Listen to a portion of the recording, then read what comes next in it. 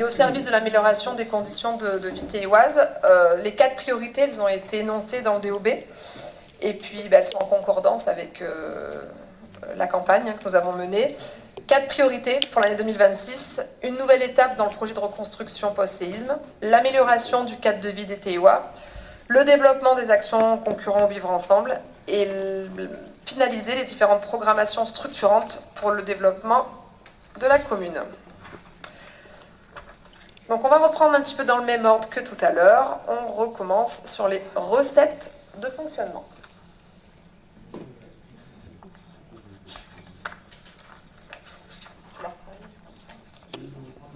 Celle d'avant, si vous voulez. Donc ça, c'est la vue d'ensemble sur le budget principal 2026.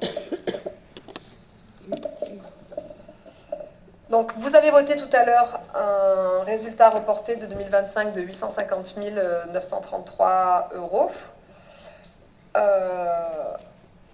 Donc, les nouveaux crédits proposés pour l'année 2026 en dépenses, 11 659 171 euros et en recettes, 10 802 737. Dans la section investissement, on a reporté donc, la recette de 545 417,74 euros. Le reste à réaliser de l'exercice, je vous l'ai donné tout à l'heure. Les montants des crédits nouveaux proposés pour 2026. Donc le sous-total de la section d'investissement, vous le voyez, en dépenses 7 559 669,27 euros. Et en recettes, 7 559 669,27 euros. Donc on voit un budget qui est équilibré. Alors c'est pas très parlant la vue globale, moi je trouve pas ça très intéressant de rester longtemps sur cette diapo, mais on va plutôt passer assez rapidement. Enfin sur les tableaux, on va vous proposer voilà comme tout à l'heure par recette et par dépense en fonctionnement et en investissement, mais surtout après je donnerai la parole à tous mes collègues qui vont vous présenter fonction par fonction les priorités et comment nous avons choisi les grands axes de ce budget. Donc là, sur les recettes de fonctionnement, on vous a mis à chaque fois donc, le budget prévisionnel qu'on avait voté l'année dernière, à la même période, sur le 2025, le réalisé, le budget prévisionnel, et donc on vous propose à chaque fois de voir l'évolution de BP-ACA, c'est-à-dire du budget prévisionnel 2026 en rapport avec le compte administratif 2025, et l'évolution du budget prévisionnel 2025 avec donc de BP à BP, on va dire, pour dire les choses plus simples. Donc là, voilà, je ne vais pas vous lire, je vous laisse le regarder, il n'y a pas grand-chose à vous dire. Donc les impôts et taxes, on parle toujours de la taxe des impôts directs, de la taxe foncière et des droits de mutation. C'est assez stable, on le voit, moins 0,1%. Bon, les dotations, les subventions, les participations, ce chiffre de moins 5,6%, je pense que je l'ai dit pas mal de fois pendant le DOB, et voilà, il continue de baisser. Les autres produits de gestion courante, ce sont principalement les impôts de la Comcom, la SMAC, l'INFREP. En fait, ce sont des loyers. En fait, pourquoi ils sont en baisse là de moins 14,14%? Parce que ce sont les loyers, voilà, des impôts de la Comcom. Alors, ils sont toujours là, les impôts et la Comcom sur la commune, mais ils louent un petit peu moins de surface. C'est pour ça que leur loyer baisse. Et puis la SMAC, du coup, qui construit, l'INFREP, voilà. Donc c'est pour ça qu'il y a une petite baisse. Pardon ? Non. Qui a arrêté, ouais, l'INFREP qui a arrêté, voilà. Voilà, après, il n'y a rien de particulier à dire. Vous trouverez certainement un léger écart avec ce qu'on a dit au DOB. C'est parce qu'entre-temps, on a eu la notification des aides réelles de l'État, tout simplement. Sur les dépenses de fonctionnement, la plus grosse ligne, c'est toujours ce fameux compte 011, les charges à caractère général. On voit l'effort qui va être fait encore en 2026, puisqu'on prévoit moins 3% de budget de BP à BP. Les charges de personnel, donc on l'a vu tout à l'heure, elles augmentent. On ne peut rien faire contre, puisque la GVT, je vous l'ai dit tout à l'heure, glissement vieillesse technicité. On vous rappelle, je l'ai dit au DOB aussi, que maintenant il y a la mutuelle qui va être prise pour nos agents. Et il y a les cotisations retraite qui augmentent aussi. Donc, c'est pour ça que là, c'est en noir et qu'on n'a pas réussi à les faire baisser. Les autres charges de gestion courante, on ne va pas revenir dessus, on en a longuement parlé. Du coup, Olivier nous a fait l'historique, puisque c'est la ligne où cette ligne est importante, puisqu'il y a le SDIS dedans. Les charges financières, donc c'est l'intérêt de la dette. Voilà, et les dépenses d'ordre de fonctionnement, donc c'est les virements qu'on fait du fonctionnement vers l'investissement. Voilà. Et là, c'est assez important parce que ça correspond aux avances là, qu'on a consenties au SDEA. Habituellement, on ne les inscrit pas. Si on passe sur les recettes d'investissement, c'est pareil, on va les retrouver. Et habituellement, ce sont des... On les met plutôt ce sont des chiffres qu'on inscrivait avant, pas au budget primitif, mais plutôt en cours d'année, en fait. On faisait des DM. Mais là, on nous a demandé de les mettre. Donc, sur les recettes d'investissement...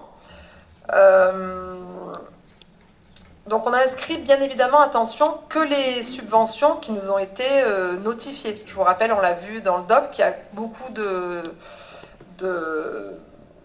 chantiers sur lesquels on attend encore des subventions. Par exemple, donc là sur la ligne subvention d'équipement, moins 28,2%.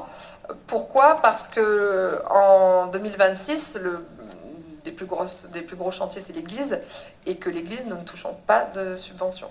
Voilà. Et Jean Massé, on est toujours en attente.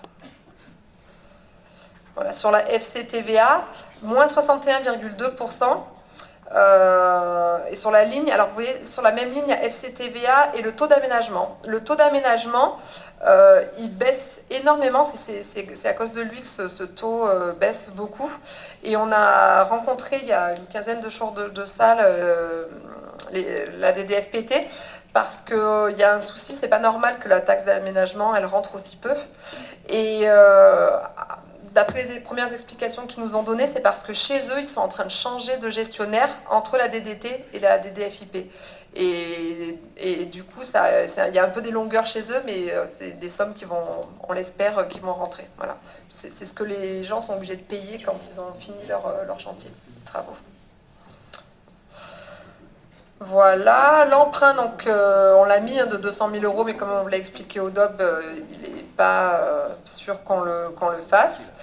Les produits de cession pour 583 381, je peux vous les redonner si vous voulez. Parce qu'on devrait enregistrer cette année donc, un certain nombre de produits tirés des ventes de terrain ou d'immeubles. Donc il y a je ne vais pas vous donner les numéros des parcelles, c'est trop long, mais il y a une vente qui se fait donc, rue de la Résistance. On les a déjà toutes votées en début d'année, celle-là. Une sur le chemin du Château, une rue Jean Vernet, rue Alphonse Daudet, avenue Vaillant-Couturier, rue Émile Combes, rue du Cimetière, sur l'avenue Henri Barbuse, le chemin des Pins, l'allée des Florentins et sur le chemin du dépôt. Voilà, c'est à ça que correspond cette somme de 583 381. Et comme je vous l'ai dit tout à l'heure, donc sur la ligne OP patrimoniale, 1 675 000, c'est les avances consenties au SDE, qu'on ne mettait pas avant et qu'on est obligé de mettre maintenant. On peut passer aux dépenses d'investissement. En réel, donc on est bien en réel. Donc le déficit reporté, il est moindre puisque à financer parce qu'on est en excédent.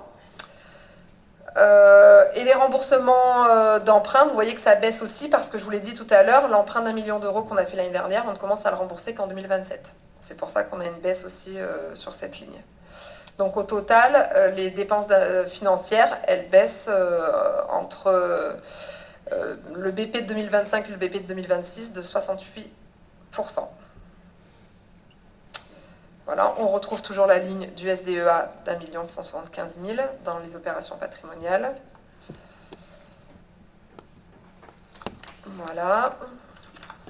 Et j'en ai fini pour la partie très rébarbative des chiffres dans les panneaux, dans les tableaux. Et on va passer maintenant à la partie plus intéressante. Ça, c'était vraiment les chiffres de façon globale. Et ce qui est intéressant de savoir maintenant, c'est dans chaque fonction comment nous avons axé nos dépenses. Donc, Je vais passer donc fonction par fonction la parole à l'élu qui en a la délégation. Voilà, donc moi c'est la fonction 0. Hein. Pardon. Oui. Je prie de bien vouloir m'excuser. Pour que ça soit beaucoup plus punchy et vivant, ce que je vous propose, c'est qu'à chaque présentation de chaque élu délégué, on puisse poser une question sur sa délégation. Parce que si vous n'y voyez pas aucun inconvénient, donc Madame Pinot-Fort vient de nous présenter les chiffres rébarbatifs. Donc moi j'aime les chiffres rébarbatifs, je vais lui poser des questions sur ces chiffres rébarbatifs. Et ensuite, si vous le permettez, sur chaque fonction, c'est quelque chose qui va être un peu plus vivant et animé. Et comme ça, ça permet un échange un peu plus constructif. Je vous propose ça. Vous en êtes d'accord? Je ne sais pas. Voilà. Je vous remercie. Alors, est-ce que vous me permettez de poser les questions rébarbatives à Madame Pinot-Fort? D'accord. Mais merci, Monsieur le maire. Voilà. Alors, la première concerne l'autofinancement prévisionnel de 1 593 000 €. Pourquoi avoir recours à l'emprunt avec un tel autofinancement?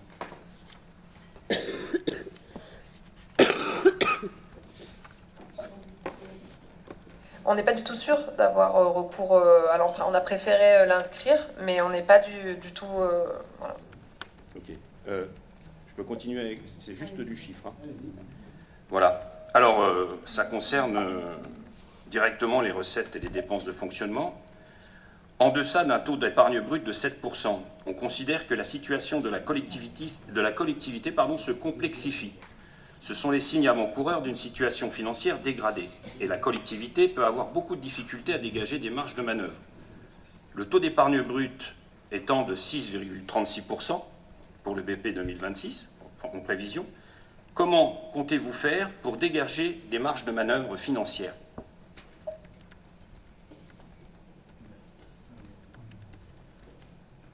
Mais les marges de manœuvre, on les a là.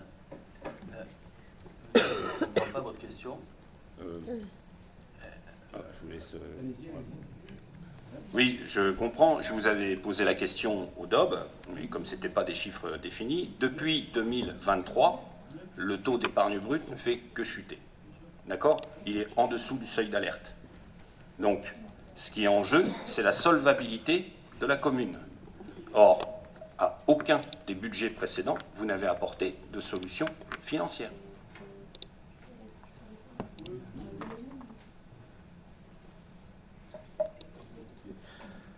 Donc, si vous vous souvenez, nous avons quelques petits projets de reconstruction à conduire que nous avons phasés au mieux au vu des capacités financières de la commune. Et je me souviens bien l'avoir dit en son temps, qu'on allait avoir 3-4 années compliquées, puisqu'on est dans la phase de réalisation de ces investissements. Et la dégradation de nos indicateurs, on la connaissait à l'avance. L'inconnu, c'est effectivement la baisse régulière des dotations qui nous oblige encore plus de rigueur sur la gestion du budget. Mais ces informations-là, on a eu, Virginie l'a dit, des échanges avec les services du département financier de l'État qui sont attentifs à ce que l'on ne dégrade pas au-delà de l'acceptable la situation de la commune, mais qui sont aussi conscients de l'enjeu de la reconstruction et d'avoir des équipements publics à la hauteur de ce que les Taillois sont en droit d'attendre. Donc, le budget qui a été présenté là, il tient compte de tous ces paramètres, et c'est bien pour ça qu'il n'y a que 200 000 € d'emprunt prévus en équilibre du budget, puisque nous votons, contrairement à l'État, un budget en équilibre, et que, comme je vous l'avais dit l'année dernière, nous avions inscrit 1 million d'euros que nous avions prévu de mobiliser si les investissements étaient dans la phase opérationnelle, ce qui a été le cas, puisque ça a été dit au moment du vote du compte administratif, l'exécution du budget d'investissement, elle est à 85%, donc ce qui est un des plus hauts taux qu'on ait jamais eu. Ça veut dire qu'on a vraiment piloté nos investissements. Et ces 200 000 € d'emprunt, il faut quand même les rapprocher des 4 millions, enfin du coup je pilote plus les chiffres, mais autour de 4 millions d'investissements. Donc quand on est à cette proportion-là d'emprunt sur ce niveau-là d'investissement, je ne suis pas sûre qu'on puisse considérer qu'on dégrade la situation financière. Ça a été dit aussi sur le budget de fonctionnement. Malgré un contexte inflationniste, les incertitudes géopolitiques sur le coût de l'énergie qui, dans le panier d'une collectivité, pèse très lourd, on prévoit de réduire les dépenses de fonctionnement. Donc, dire qu'on est en train de dégrader la situation de la commune, moi, je ne peux pas entendre ça avec, encore une fois, un niveau d'investissement qui est 3 fois celui des communes de notre strate, des impôts qui restent stables, des taux d'impôts qui ne sont pas augmentés, des services de l'État qui nous accompagnent et qui continuent de nous accompagner fortement. S'il y avait une perte de confiance envers la commune, je pense que l'État serait le premier à dire du coup non, me semble-t-il. Voilà. Et la Banque des Territoires qui continue de nous accompagner sur des taux bonifiés d'emprunt. Donc, quelqu'un qui a une situation financière dégradée, quand il va voir son banquier pour emprunter, il n'a pas le meilleur taux du marché. C'est juste de l'expérience et du bon sens. Donc voilà, tout ça pour dire, je suis un peu longue, mais je trouve que ça mérite quand même de ce niveau-là d'explication. Et je crois que ce passage-là de critères dégradés, on l'avait annoncé, ce n'est pas une surprise. On sait qu'on a encore 2 ans devant nous où on va être dans la phase opérationnelle des gros projets, Jean Massé, l'église, après le 8 mai, la place Pierre-Semard. Donc on sait que tout ça, il va falloir faire face, et c'est bien pour ça que Virginie a repris dans le budget une prospective rigoureuse. Là, on a vraiment elle a serré beaucoup de dépenses pour qu'on soit au rendez-vous. Voilà, je ne suis pas plus longue, je voulais juste intervenir là-dessus. Oui, je te remercie. Et puis, on est sur du budget prévisionnel. On le voit tout à l'heure que sur les dépenses de fonctionnement, on n'est jamais à 100%. Donc, voilà. Allez-y. Oui, alors moi, je veux répondre à Madame Cursus. Par 2 fois, Audob est là, vous m'avez dit que je disais que la situation de la commune était dégradée. Je ne le dis pas, c'est l'indicateur financier qui le dit. Moi, je dis rien, je ne commande pas. Non, je ne l'ai pas dit. Je n'ai pas dit que vous dégradiez. J'ai dit que quand le taux de... Voilà, je vous ai accusé de rien. Donc, répondez-moi tranquille, dites-moi les choses en me regardant et ça ira bien. C'est ça que je voulais dire. Je considère que vos explications sont ce qu'elles sont et je les entends et j'essaye de comprendre tout ce que vous dites. Ça n'a aucune importance pour moi, mais par contre, ça a beaucoup d'importance pour les Théois et les Théoises.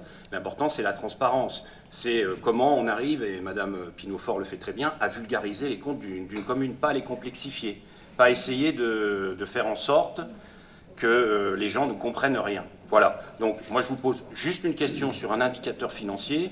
Vous me répondez, mais ne dites pas, Monsieur Buard, vous dites que les comptes sont dégradés. Je n'ai pas dit ça. Je ne l'ai pas écrit parce que je ne l'ai pas écrit, donc je ne l'ai pas dit. Voilà, c'est tout. Par contre, quand je dis quelque chose, je suis sûr de ce que je dis. Et ensuite, vous pouvez me dire.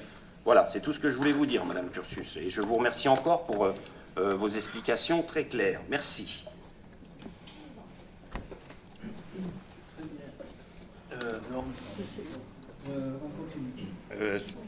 Sur le financier, il n'y en a plus que 2 et après... voilà. En séance du 8 avril dernier, vous avez dit qu'un PPI allait être présenté. Il me semble que cette présentation contribuerait à nous éclairer sur le suivi des réalisations et des objets à venir de la collectivité, et des projets, pardon, notamment vos nouveaux projets et leur adéquation avec la capacité de la commune. Ils n'étaient pas au DOB, ils ne sont pas au BP. Quand allez-vous nous les présenter ? Oh, pardon. On y travaille dessus, puisque nous devons réajuster quelques opérations. Donc, tant qu'à faire, autant qu'il soit fiable pour l'année 2026. Donc, vous l'aurez dans quelques semaines. Merci. Et enfin, la dernière. Allez-y. Voilà.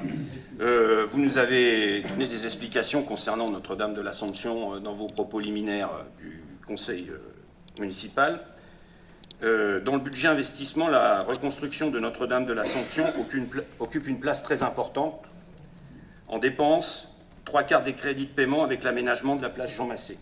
En recette, une baisse de 24,3% par rapport au BP 2025, la reconstruction de l'église, et Mme Pinoufort l'a dit, n'étant pas subventionnée.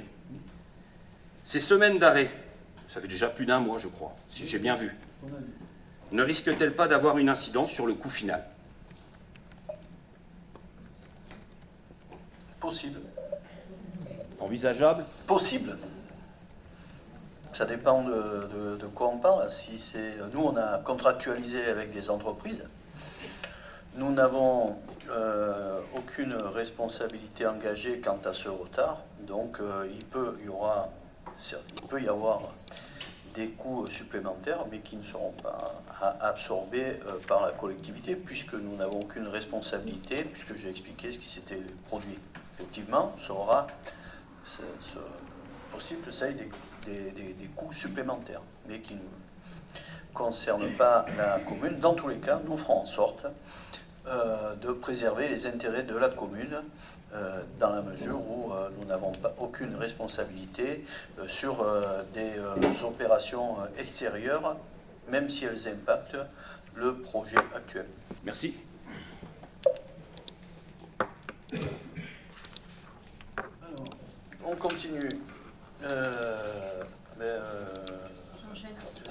C'est toujours à toi. Fonction 0, t'as pas fini. Ah, t'as pas fini. Bon, allez, allons-y alors. Voilà. Donc, fonction 0, comme tu viens de le dire, hein, donc c'est services généraux, amélioration de la qualité des services rendus à la population. Donc, en fait, je vais un petit peu répéter dans cette fonction ce qu'a dit Virginie, hein, donc je vais essayer d'aller un peu vite. Donc, on a les opérations non ventilables. Donc, on est à 1 710 000 € de dépenses de fonctionnement, dont un virement à la section d'investissement de 980 000 € et 733 000 € de dotation aux amortissements.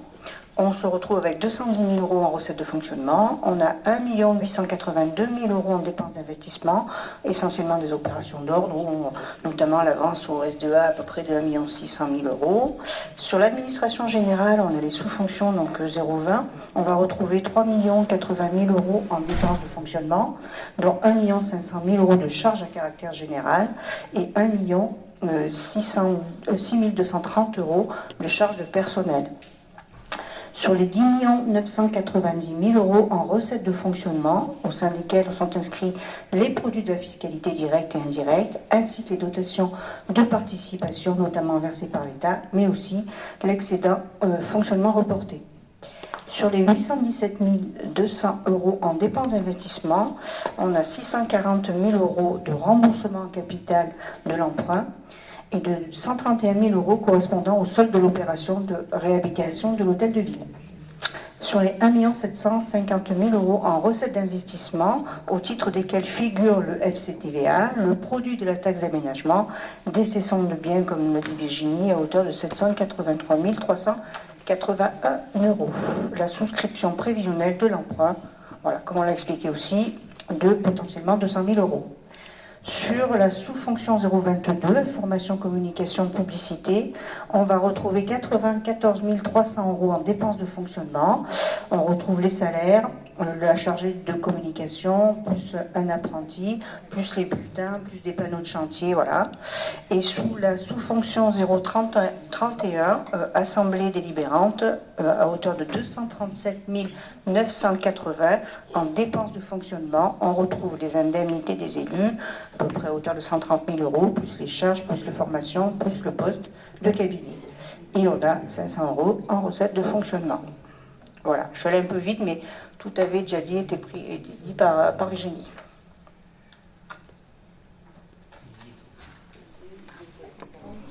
À la fonction 2, fonction 1, sécurité. Alors Olivier, c'est toi. J'arrive. Alors le SDIS, j'en ai parlé. Ensuite, il y a la police municipale pour 248 000 €, il me semble. Voilà, 248 200 €. 4 policiers municipaux au service de nos concitoyens, avec 1 900 € en recettes de fonctionnement et 37 044 € en investissement, dont dans les investissements, le détail, une caméra que nous installons un système caméra que nous installons sur le giratoire Jean-Paul Michel de Sablières. Les pompiers, 323 000 euros. Participation, c'est la participation au SDIS, je l'ai expliqué tout à l'heure. Et 10 000 euros en dépenses d'investissement pour continuer à développer les bornes incendie.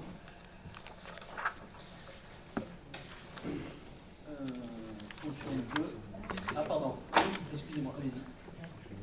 Oui, je vois donc il y a les recettes de fonctionnement, 1 900 euros. C'est du budget alloué ou c'est, je ne sais pas, des règlements d'amende ou de fourrière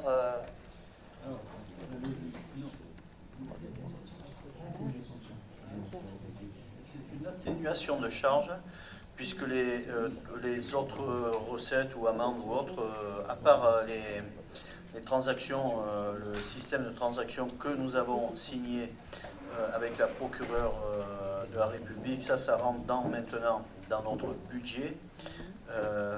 Mais autrement, les amendes ou fourrières ou autres, ça ne rentre pas dans le budget de la collectivité. Voilà.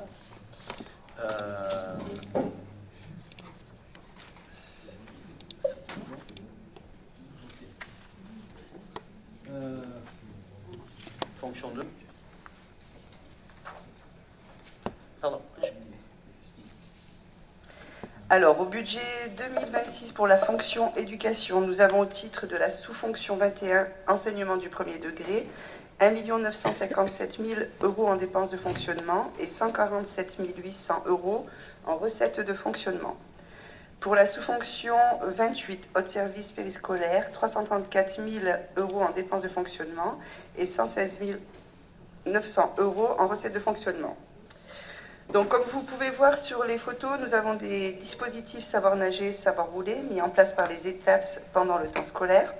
Ce module a une importance capitale car il y a encore beaucoup trop de noyades et d'accidents de vélo.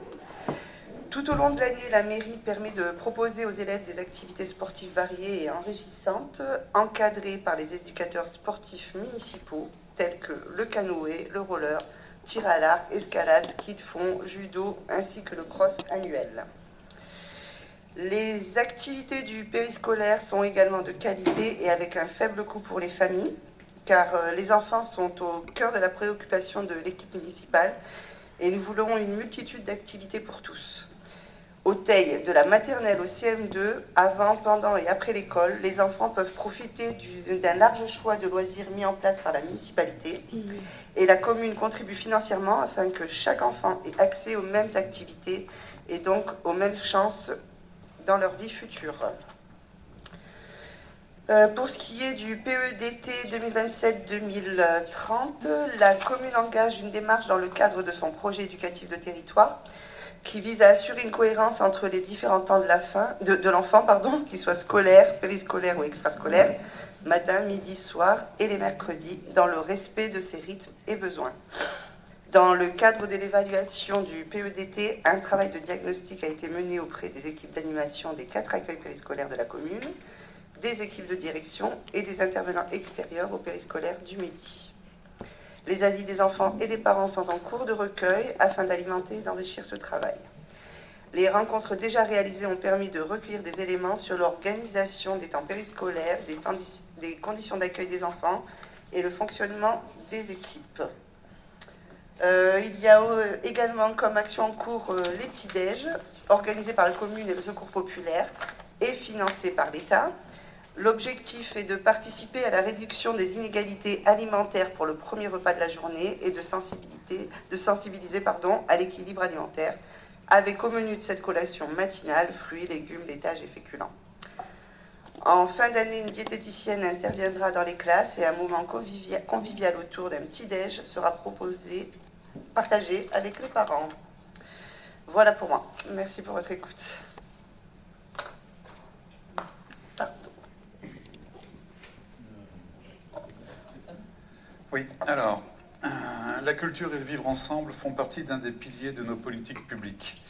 Cette politique est reconnue depuis longtemps par tous, acteurs culturels, publics, mais elle est aussi enviée par beaucoup sur notre bassin de vie.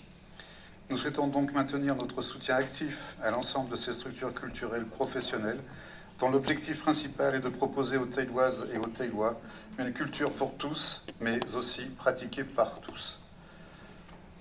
La ville sera donc présente aux côtés de ces associations en maintenant ses subventions, malgré une situation économique contrainte, vous l'aurez compris, mais aussi en apportant un soutien logistique et technique constant tout au long de l'année. Cette vie associative, riche et variée, contribue sans aucun doute à l'attractivité de notre ville, mais participe aussi à son rayonnement économique. Au titre de la fonction 3 du budget primitif et de sa sous-fonction 30 et 31 dédiée à la culture, nous avons donc un budget de 221 410 € en dépenses de fonctionnement, dont 121 680 en charges de personnel et 57 420 en subventions accordées aux associations, et de 5 500 € en recettes de fonctionnement.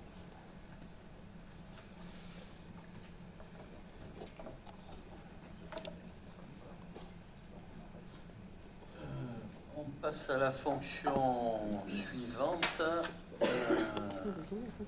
sociale, c'est sport jeunesse. Et qui est-ce qui fait le sport? C'est sport romain? Non, ça dit le titre. La vie sociale peut-être. Ah oui, Vie sociale et citoyenne. Oui, ben, C'est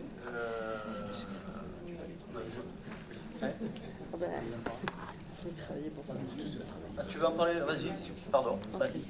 donc dans la vie sociale dans la vie sociale, il y a quelque chose qui concerne les travaux. C'est pour ça que je l'évoque maintenant.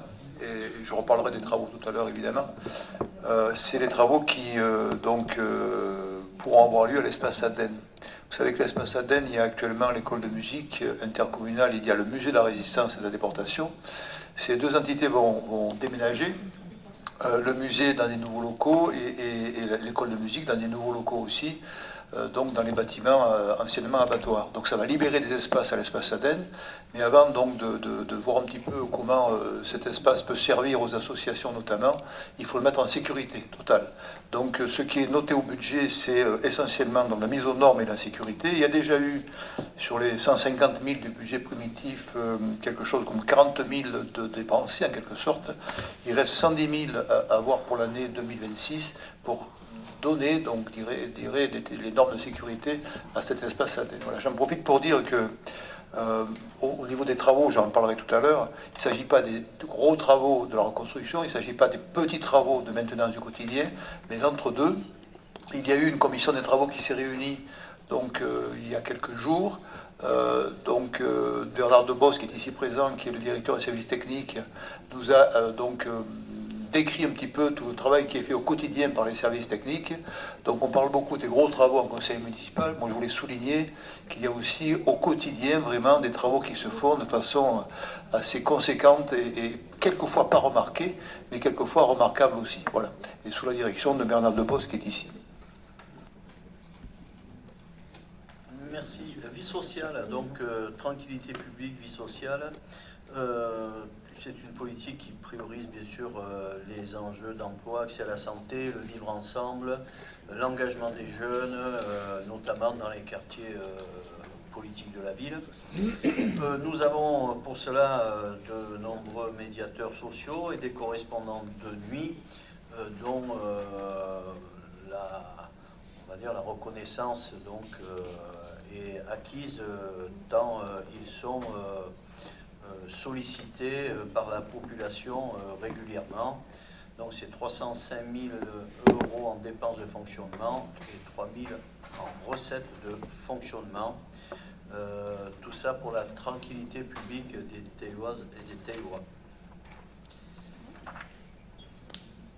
Nous passons au sport. Romain ? Sous fonction 32 ? Oui, sous fonction 32.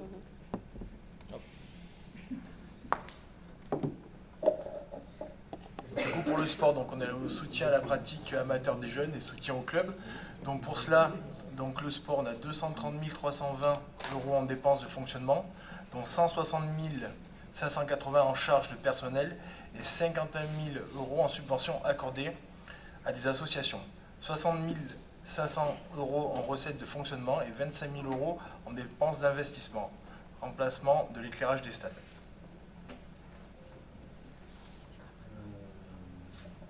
Qui est-ce qui... Après la 533, on peut continuer.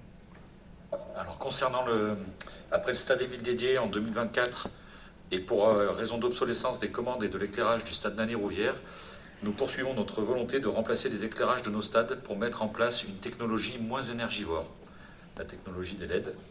C'est un investissement de 25 000 euros pour faire des économies sur le fonctionnement par la suite. Enfin, un sujet qui me tient un peu à cœur, le 4 mai aura lieu l'inauguration du clos Yves Autoire au niveau du Coq-Théois. Yves Autoire était une personne emblématique du Coq-Théois et on va baptiser l'entrée du Coq-Théois, le clos Yves Autoire qui aura lieu le 4 mai à 18h30. Voilà.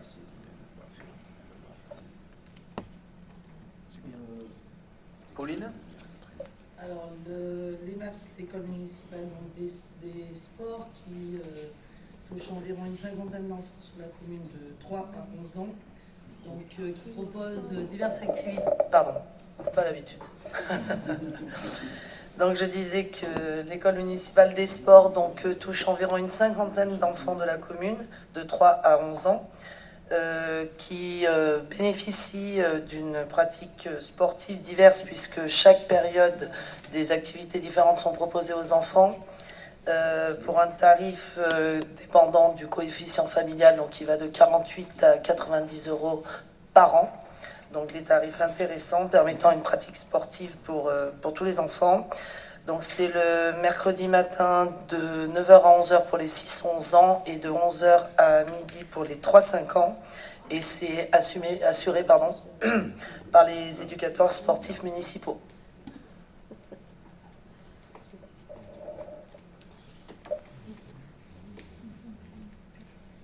Sonia? Pourquoi? Ah pardon.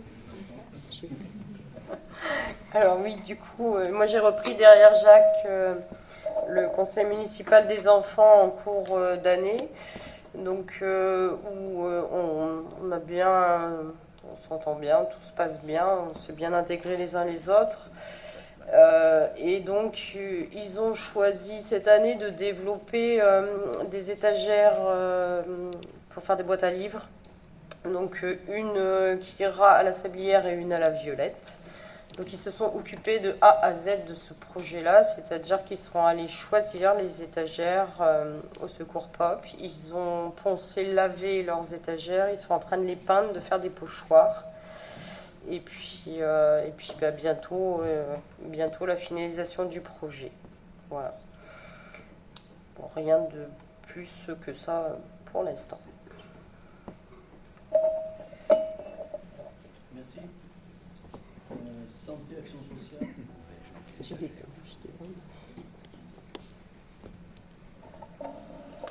Oui, bonjour. Oui, moi je vais vous parler de l'action sociale, l'accès aux droits, soutien et accompagnement social pour tous. L'action sociale a un budget actuellement de 257,7 KE.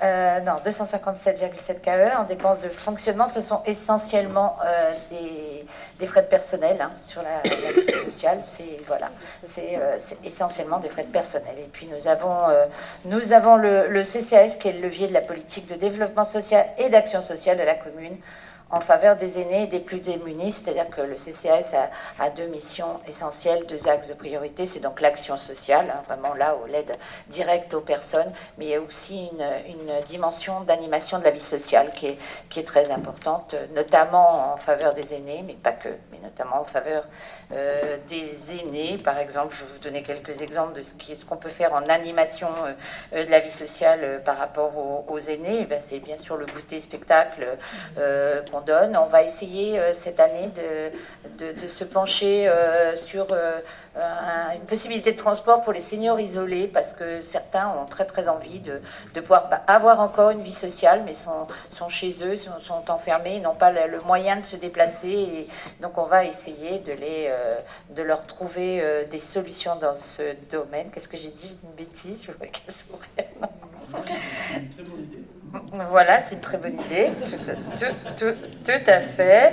On met en place par exemple des ateliers avec l'aide du département, notamment sur les risques de chute, sur le sommeil, comment effectivement aussi sur l'alimentation. Voilà, on travaille aussi sur l'intergénérationnel avec les personnes âgées et les enfants actuellement du centre de Clé, hein, voilà. Voilà. Et puis, on a effectivement toutes ces actions sociales. Donc, il y a une dimension obligatoire sur certaines actions sociales.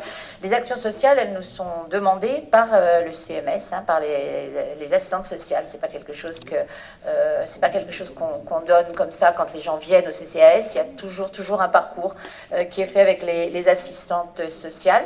C'est notamment ce qu'on décide quand on a nos réunions de CCAS par rapport à des demandes sur des dossiers qui peuvent être des problèmes d'électricité, des problèmes de loyer, peu importe, des situations sociales pour des personnes, des familles qui sont très, très difficiles.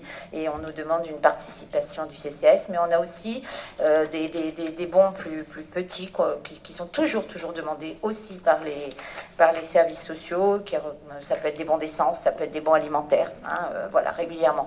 On aide aussi les retraités, les personnes qui ont l'ASPA, hein, le minimum vieillesse. On les aide tous les trimestres, on leur donne un petit coup de pouce. Voilà. Alors bien sûr, nous avons des subventions aux associations caritatives et au club des aînés. Je crois qu'il y aura une question par la suite à ce sujet. Je ne développe peut-être pas tout de suite. Je voudrais quand même insister sur ce qui a été mis en place, c'est-à-dire le lieu d'écoute que vous connaissez parfaitement maintenant. Donc bien sûr Marie Vidalange qui reçoit aussi bien en visite individuelle qu'en groupe de parole avec des femmes, avec des lycéens, avec des collégiens, enfin avec effectivement toutes les personnes qui peuvent apprécier ces groupes de parole. Elle fait aussi des marches, enfin bref, beaucoup de prise en charge sur la ville. Elle est maintenant à 60%. Voilà, elle est financée par l'ARS et maintenant on nous a accordé 60% sur le financement de Marie Vidalange. Nous avons depuis le 9 février une médiatrice santé, donc elle est arrivée le 9 février et elle a déjà énormément agi. Je lui ai demandé de me faire un petit récapitulatif de ce qu'elle avait déjà pu faire depuis le 9 février. Elle a déjà eu 45 rendez-vous individuels. Je ne sais pas si vous voyez un petit peu comme elle travaille. Alors elle rencontre des gens pour des problèmes qui peuvent être administratifs, les dossiers MDPH, tout ce qui touche forcément à la santé. Elle accompagne des gens aussi dans leur parcours médical. Enfin vraiment, elle a énormément. Elle va aussi effectivement travailler sur des groupes. Hein, donc elle est déjà dans le bain, très efficace. Elle a fait par exemple la tournée de livraison des repas pour essayer de voir quels sont justement ces seniors qui peuvent être isolés et qu'on n'a encore pas, nous avec qui on n'est pas encore en contact et qui peuvent avoir besoin de nos services. Donc dans tous les domaines, on essaye de pouvoir les contacter, de pouvoir les aider. Voilà, elle a travaillé avec le Secours populaire. Elle est intervenue pour Déclic et Déclap et pour activités, notamment des interventions en RQTH, pour qu'il y ait des reconnaissances RQTH qui soient avérées, pour un petit peu les expliquer au personnel en quoi ça consiste et comment est-ce qu'ils peuvent y accéder. Elle a beaucoup de projets et on est vraiment très très heureux de pouvoir l'accueillir au CCAS, voilà, la Maison France Service, bien sûr. Bon, là, on a l'habitude maintenant, vous avez les chiffres, ça c'est quelque chose qui fonctionne très, très bien, même presque trop bien, on va dire. Donc, nous avons deux personnes qui accueillent à la Maison France Service à raison de 24 heures par semaine. Mais ce que je voudrais dire, qui est quand même très important, c'est que le CCAS, son objectif important, c'est le maillage social sur la ville. Nous avons énormément d'associations qui travaillent dans ce domaine. Et nous, ce qui nous intéresse, c'est que ces associations soient en contact entre elles et soient aussi en contact avec le CCAS, que personne ne se trouve sans avoir la possibilité d'être informé dans tous les domaines qui touchent le social.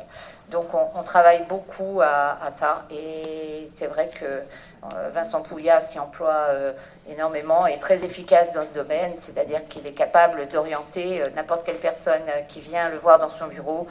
Il est capable de lui expliquer dans quel domaine, vers qui il faut qu'il se tourne. On ne passe plus, si vous voulez, on n'envoie plus les gens d'un côté côté de la ville à un autre, en règle générale, avec France Service et avec le CCAS, on arrive à leur trouver des solutions. Pérennes n'est pas trop compliqué, parce qu'effectivement, il ne faut pas que ce soit trop compliqué. Voilà ce que je peux vous dire. Est-ce que vous avez des questions sur le CCAS? Merci, Cécile. Alors, fonction 5, aménagement du territoire.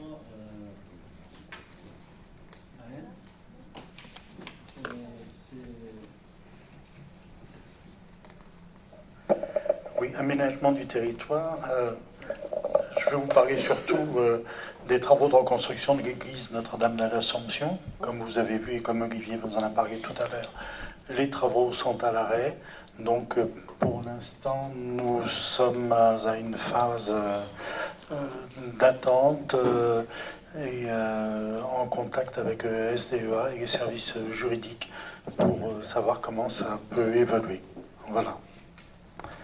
Et les études sur l'église de Mélas sont en train de continuer avec des réunions prévues demain sur les abords de l'église de Mélas.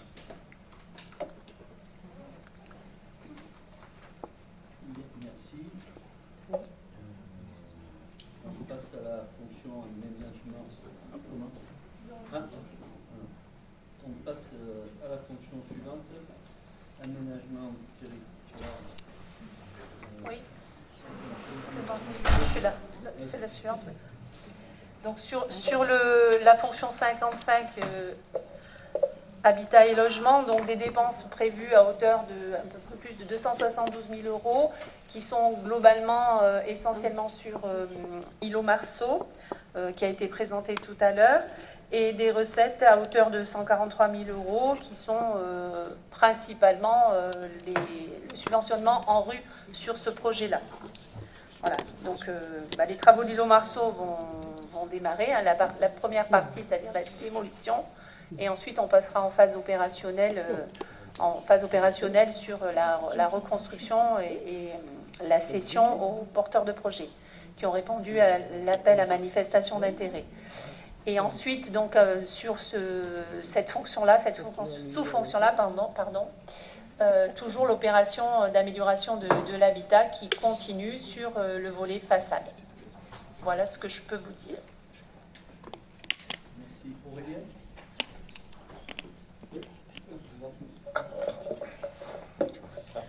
Donc sur la sous-fonction 511, espace vert urbain. Donc on a un budget en dépenses de fonctionnement de presque 403 000 euros, 402 057 exactement. 3 900 euros en recettes de fonctionnement, là Christophe, sur les 3 900, ou Nathalie, tu peux m'aider? C'est la même chose que tout à l'heure? D'accord. Et ensuite, une dépense d'investissement de 48 820 euros en dépenses d'investissement pour le prochain budget. La plantation des végétaux sur la plage Jean Massé aura lieu à peu près au mois de septembre avec une strate haute de plants qui peuvent être comparables en taille à celui que vous avez vu au parc Laparelle, et puis une strate basse qui a commencé à être plantée notamment le long des trottoirs. L'action importante aussi, c'est la sous-fonction 72 sur les déchets et la propreté urbaine. Donc là, on a un investissement de 244 000 euros en dépenses de fonctionnement et toujours la même recette de 1 700 euros. On a un renforcement de l'équipe de propreté urbaine et cet appareil que vous avez pu voir en fonctionnement, on appelle le glouton dans les rues de Teil, pour essayer de lutter contre les incivilités, notamment avec les déjections canines qui sont un vrai sujet, puisque malgré le caractère amendable de cette situation, on n'a pas toujours la solution pour lutter contre ça.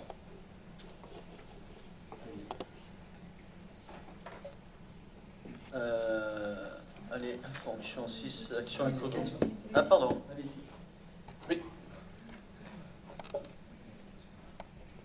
Sur les investissements, les 48 822 euros pour le parc Laparelle, de quels travaux s'agit-il? Pas fléché que au parc Laparelle. C'est sur l'investissement autour des végétaux dans la ville, mais pas que le parc Laparelle. Et le parc Laparelle, tout est finalisé d'ailleurs actuellement. Okay. On a un arbre, alors, pour rentrer vraiment dans le détail, qui est mort mais qui va demander à être remplacé parce qu'on a des contrats de 3 ans avec les entreprises qui mettent en place les végétaux. Mais ça ne sera pas à notre charge. Parce que dans le budget, c'est fléché parc Laparelle en investissement. Je pense que c'est lié aux espaces verts et me semble-t-il que c'est la tondeuse qui va servir à l'entretien des espaces verts. Ok. Dans ce cas, ça serait mieux de le mettre en investissement de matériel puisqu'il y a une rubrique prévue. Très bien, c'est noté. Tout à fait. Oui, qu'on ne laisse pas uniquement par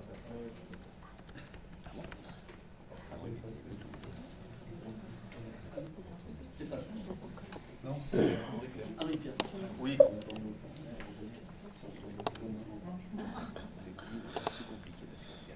Du coup, pour le territoire zéro chômeur de longue durée et donc de nouveaux services de nouvelles activités sur le territoire.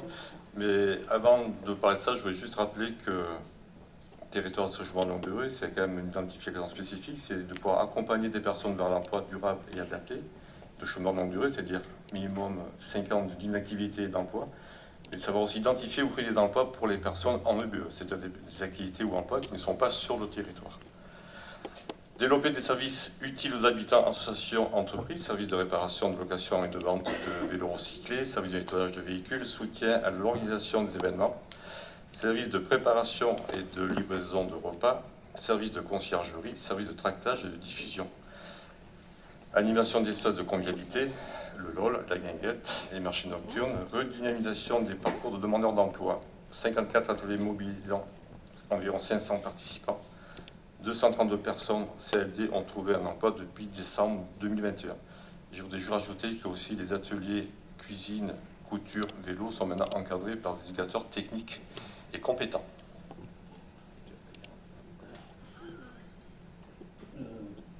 Merci.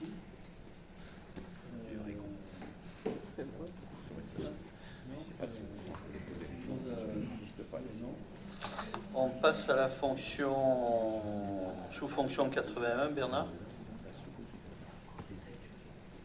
Oui, on pourrait en parler beaucoup, mais j'ai choisi quatre opérations de travaux, dont une dont on n'a peut-être pas assez parlé et qui est terminée, c'est la rue Kléber. Il y a inscrit, je crois, 53 000 sur la rue Kléber. En fait, c'est sur le budget assainissement et c'est vraiment pour terminer budgétairement l'opération. Sinon, les travaux sont terminés.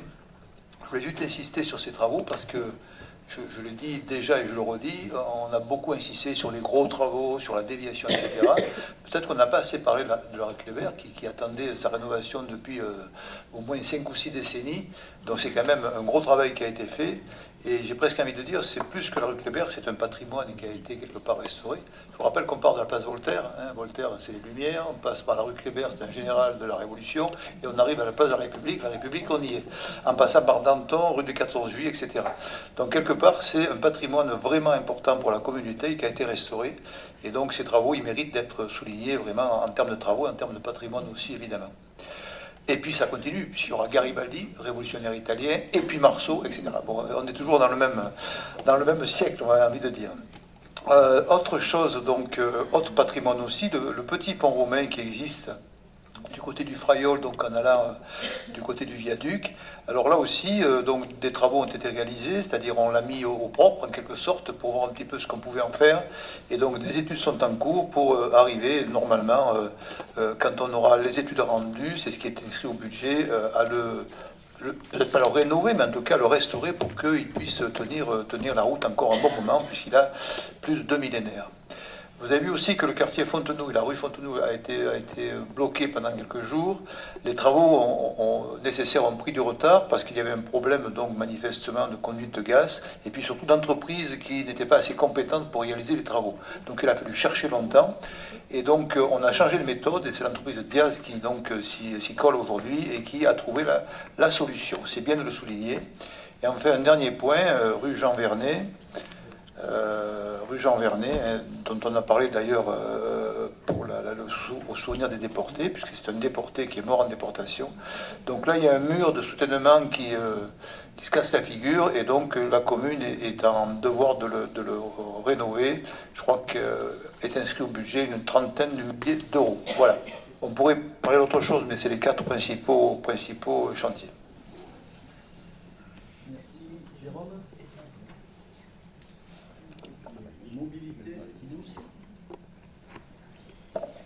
Alors moi je vais vous présenter sur la mobilité douce. Donc on a un peu plus de 40 000 euros en dépenses de fonctionnement. Donc l'objectif, nous, c'est de donner plus de place au vélo en ville. Donc ça s'accompagne, on a accompagné la création du collectif des usagers du vélo là, qui est en finalisation.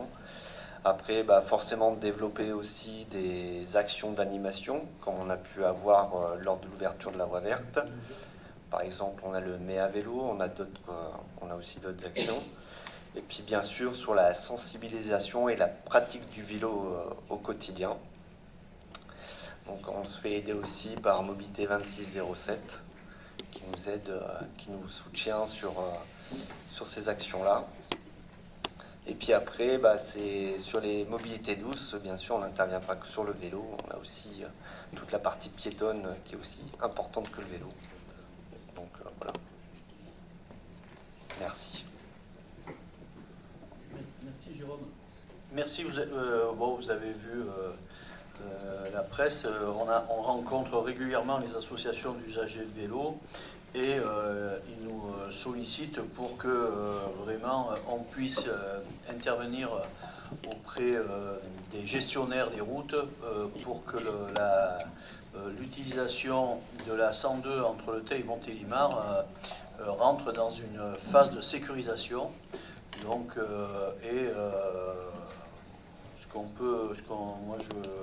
par rapport à ce qui a été dit, ce qu'on souhaitait proposer, c'est qu'il y ait une mise donc, à 50 km/h sur le pont du Theil. Certains même préconiseraient 30 km/h, c'est ce que j'ai vu, ce qui serait une très bonne chose. Commençons peut-être par 50. Ça permettrait quand même d'assurer une circulation des vélos avec donc beaucoup moins de danger que ce que ça l'est actuellement. Et si on veut favoriser la pratique du vélo, ça passe par des aménagements routiers, la route se partage, mais c'est quand même très dangereux quand on a il y a eu beaucoup d'accidents à cet endroit-là, donc parce que le pont est étroit. Voilà, ça fait partie donc des sollicitations qu'on va envoyer notamment à la région qui est gestionnaire maintenant de la 102 de manière expérimentale. Donc on écrira et une rencontre est prévue avec le maire de Montélimar pour faire en sorte que cet axe, le Theil-Montélimar, puisse être partagé. Alors ça demandera des petits aménagements, quelques panneaux, mais aussi peut-être d'autres aménagements plus importants, notamment un passage par le lac, la base de loisirs qui permettrait donc d'éviter donc la 102 qui est très très dangereuse puisque c'est une grande ligne droite étroite. Voilà, tout ça contribue bien entendu à développer la pratique du vélo en faisant en sorte de contraindre peut-être le moins possible aussi les autres usagers de la route parce qu'il ne s'agit pas d'opposer les usages mais que chacun prenne vraiment conscience que la vitesse à certains endroits peut vraiment nuire donc, à l'utilisation de modes doux.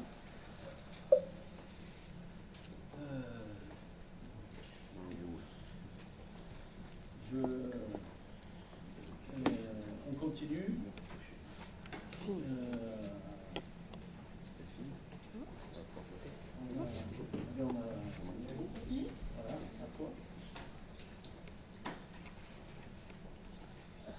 qu'on a répondu aux questions au fur et à mesure, donc je pense pas qu'il y en ait il y en a une nouvelle, allez-y. Il y en a quand même. Donc en page 140 du budget, les effectifs font apparaître 70 salariés au service technique. On m'a répondu tout à l'heure qu'ils étaient une trentaine. Est-ce qu'ils sont bien affectés dans les bons services dans votre budget ou pas du tout du coup?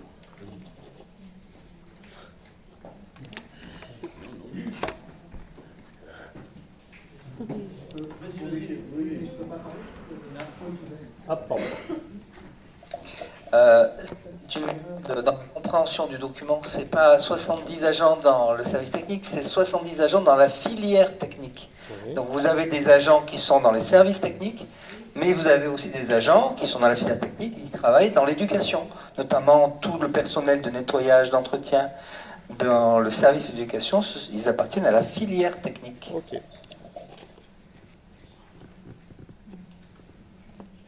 Donc il y a 35 femmes de ménage au final.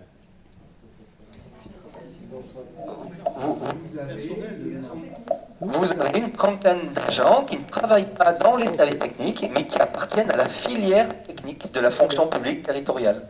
Très bien. Et qui ne sont pas forcément des femmes. Pas de problème.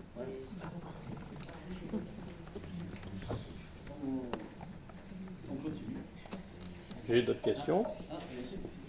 Il y a 14 salariés permanents non titulaires. Quelles sont les raisons de la non-titularisation de ces agents?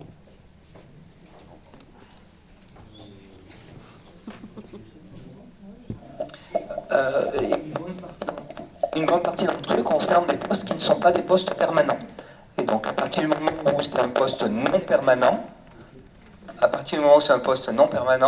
effectivement, on n'a pas à recruter un fonctionnaire sur ce type de poste.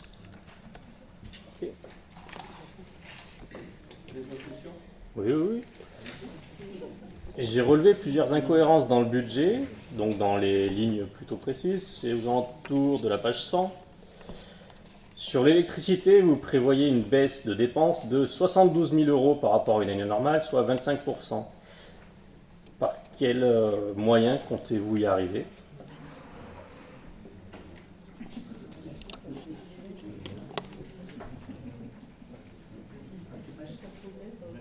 Aux alentours de la page 100. On l'a dit, on a des investissements notamment sur des ampoules LED,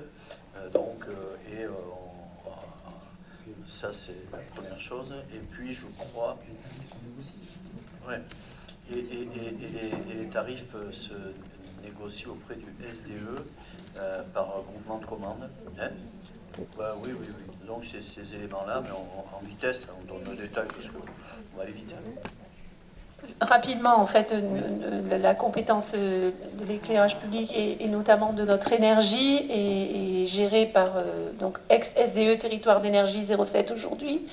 Et donc, le Territoire d'énergie négocie des lots pour des périodes de 6 mois très à l'avance. Donc, on sait d'ores et déjà, puisqu'on a déjà le prix du gaz que la commune va assumer en 2026, on sait déjà qu'on aura une baisse. Donc on ne va pas inscrire au budget une dépense qui est surévaluée par rapport à la réalité de ce qu'on va payer.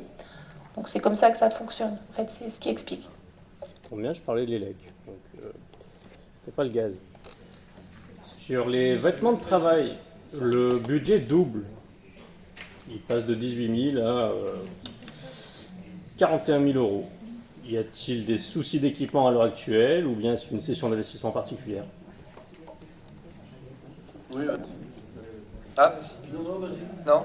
En fait, comme vous vous en doutez, on ne renouvelle pas l'ensemble des vêtements de travail tous les ans. Donc effectivement, il y a des typologies de vêtements de travail qui se renouvellent par une périodicité. Donc effectivement, sur le budget vêtements du travail, il y a des années un peu plus importantes que d'autres en fonction de la périodicité de renouvellement de certains types de vêtements.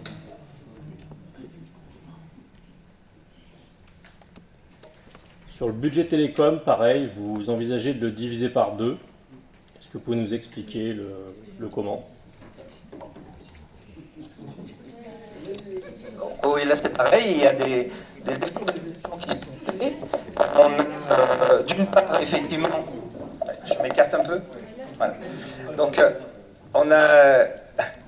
on a effectivement retravaillé, et c'est un travail qui est en cours, hein, et, notamment par le directeur des services techniques, on a retravaillé toutes nos lignes fixes, et puis on a effectivement lancé un groupement de commandes pour tous les téléphones mobiles, ce qui nous permet l'un et l'autre de faire des économies de fonctionnement, et ça fait partie de ces économies de gestion qu'on essaye de faire tout au long de l'année pour faire face aux enjeux de contraintes budgétaires dont on a parlé tout à l'heure.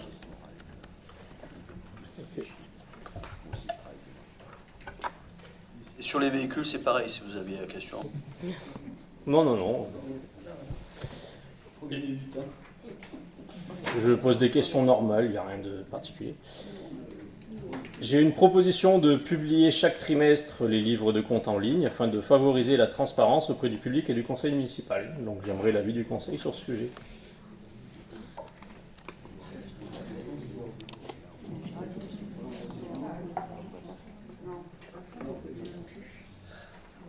Proposition non retenue. Peut-on voter formellement? C'est pas à l'ordre du jour, donc il n'y aura pas de vote. C'est l'exécutif qui met les sujets à l'ordre du jour. Autre question? Je propose également l'engagement de discussion avec le propriétaire de la parcelle de l'ancienne plantation pour un rachat et une transformation en parking. On a vu ces derniers jours que celui-ci était fortement utilisé, que les places de stationnement étaient fortement manquantes sur le Teil. J'aimerais donc une position du conseil municipal dans son entièreté sur cette demande. Même réponse. Ah, très bien.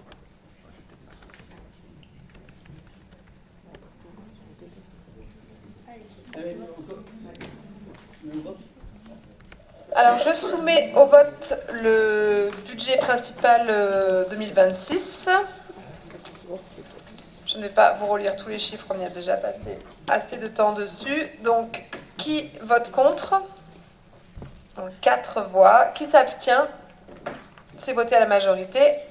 Merci pour votre confiance.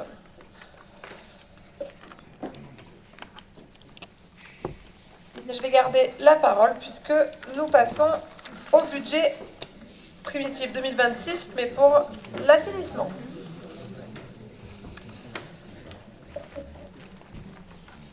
Donc sur l'assainissement, donc la section d'exploitation, donc de fonctionnement, on a un budget de 2 198 493 euros.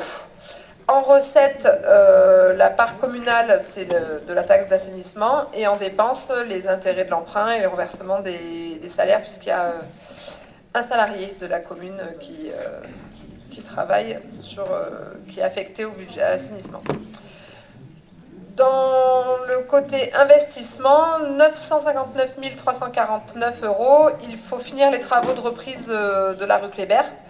La finalisation des études d'élaboration du schéma directeur, donc il est quasiment terminé, il sera présenté je crois au mois de juin, si je ne dis pas de bêtises. Voilà. Si tout va bien, Patricia nous le présentera au mois de juin et puis nous donnera donc les grandes lignes de tous les travaux qui nous restent à faire.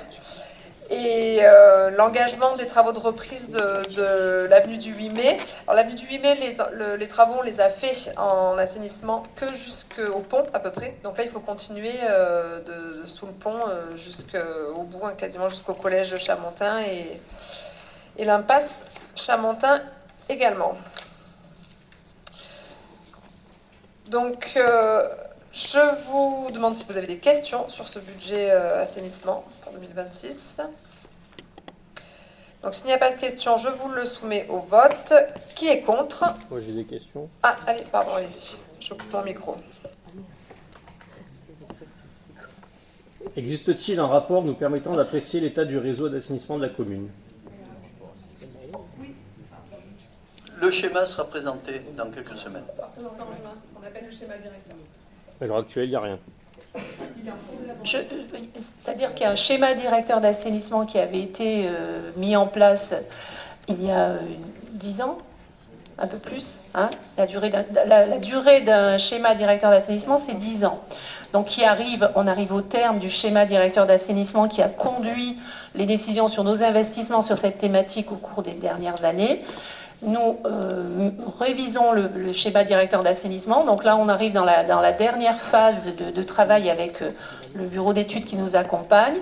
Et il vous sera proposé donc de délibérer sur le futur schéma d'assainissement qui nous projettera jusqu'en 2036 avec une liste, avec un état des lieux bien sûr de notre réseau et avec une liste de travaux proposés et un échéancier pour les étaler sur 10 ans.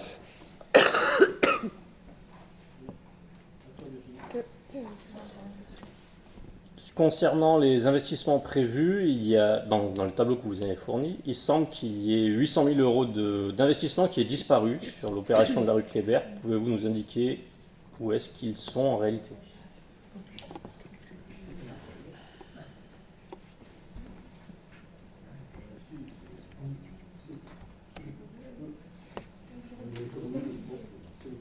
Allez, donc sur l'opération Kléber, en fait, l'autorisation de programme auquel vous faites allusion, en fait, vous donnez une vue de la globalité de l'opération, sachant que cette opération, elle concerne à la fois les aménagements de surface, elle concerne les travaux sur les infrastructures d'assainissement collectif, et elle concerne les travaux sur les réseaux d'adduction d'eau potable. C'est dans le cadre d'une sorte de maîtrise d'ouvrage commune avec CIDEO que nous avons conduit cette opération. Pour des questions de clarté et de transparence, effectivement, vous avez une APEC qui englobe les 3 dimensions. Par contre, dans le budget annexe assainissement, vous n'avez que les crédits qui concernent la part réseau assainissement collectif. C'est pour ça qu'il y a un différentiel. Après, c'est une opération qui se termine, et donc c'est une autorisation de programme qui va être fermée cette année. Donc c'est pour ça qu'en crédit de paiement, vous n'avez plus que 50 000 euros qui sont inscrits en crédit de paiement. Parce que tout le reste a été soit payé par d'autres opérateurs comme CIDEO, soit est venu impacter le budget principal pour ce qui relève des aménagements de surface. Ok.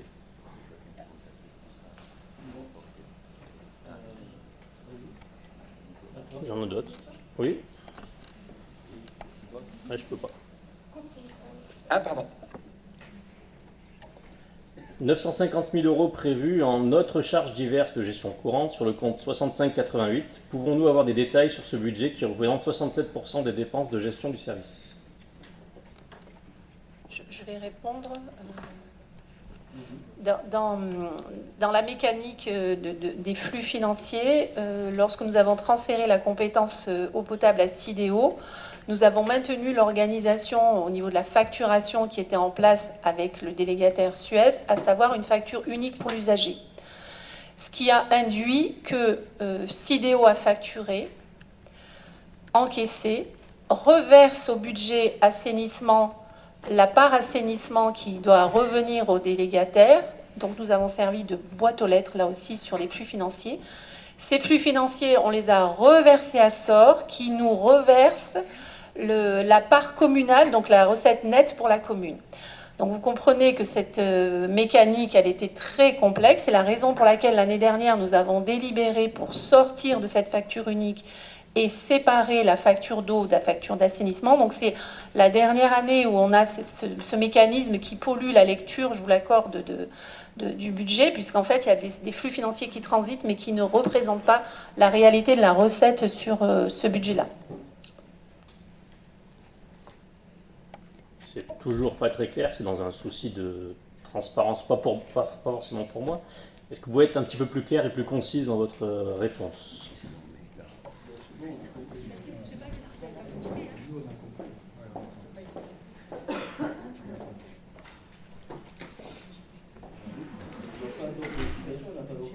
Okay. Je ne sais pas ce que vous n'avez pas compris. Quand vous payez en 2024 ou en 2025, quand vous avez payé votre facture CIDEO, vous avez deux à l'arrière de votre facture. Vous avez un pavé eau, un pavé assainissement. Les services de financiers de la DGFiP, hein, puisque ça passe par les finances publiques, donc constatent les recettes et reverse à la commune, dans l'ancienne organisation, la totalité de la recette assainissement. Or, nous avons un contrat de délégation de services publics avec SOR. qui est cadrée et où il y a la recette doit leur revenir, et sur cette recette, ils nous reversent la taxe communale, donc la part communale de la recette.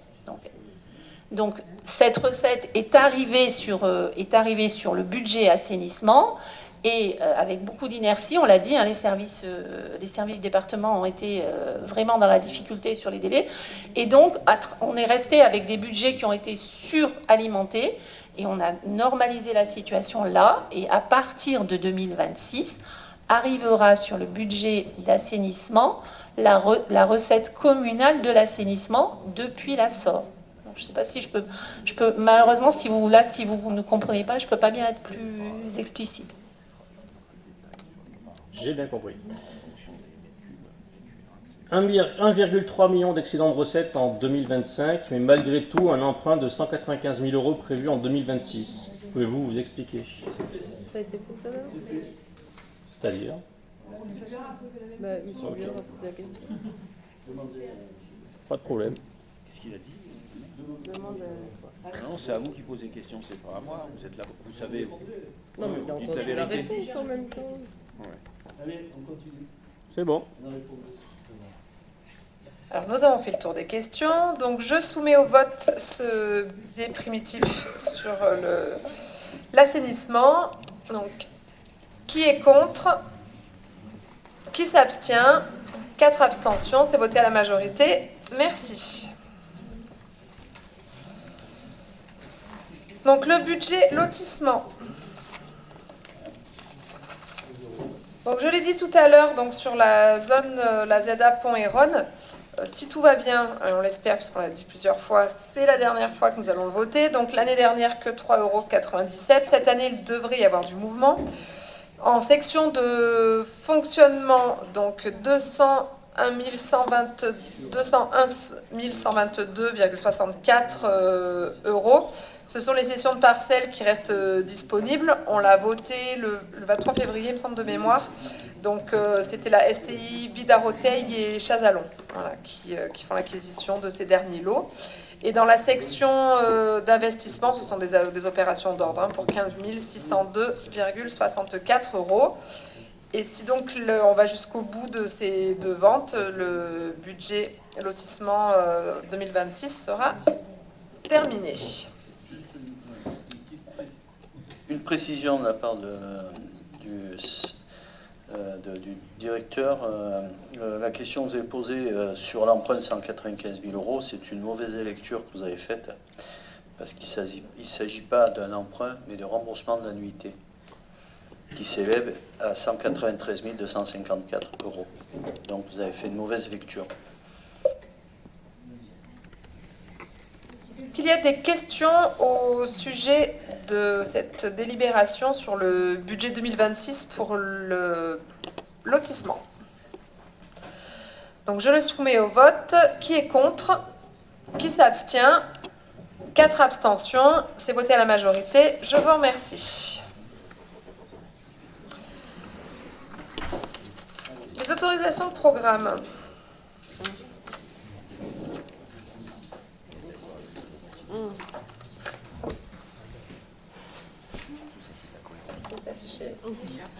Donc, je vous laisse regarder le tableau.